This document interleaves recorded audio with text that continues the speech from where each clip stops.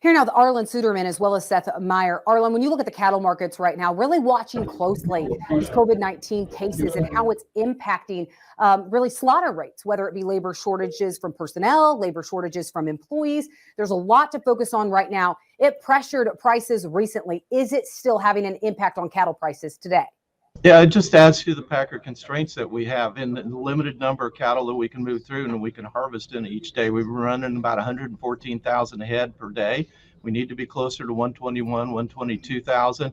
That just kind of backs us up a little bit more and just adds to the problems we're seeing in the cattle industry. The bottom line at these prices, because of the packer constraints, we're tightening up supplies. That means higher meat prices to the retail level.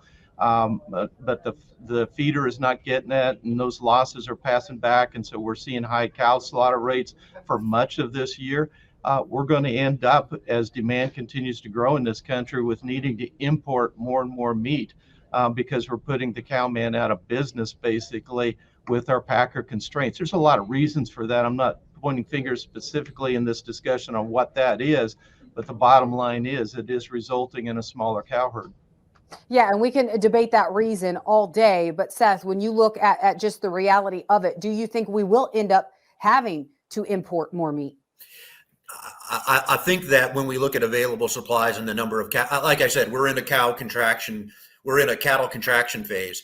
I think Western drought, hay stock, some of these other things that we've discussed is part of the contributor of why we're running cow slaughter more than normal.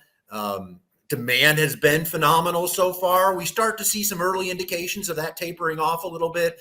And certainly when we looked at CPI release early in the week, while still running hot in a year basis, month over month, we've started to see that price finally start to cool a little bit. So I think price is doing some of the rationing of demand at the consumer level at the moment. All right, Seth, Arlan, thank you so much. Let's take a quick break and then we'll have much more right here on Ag Day. Contact Arlan Suderman by email at arlan.suderman@intlfcstone.com.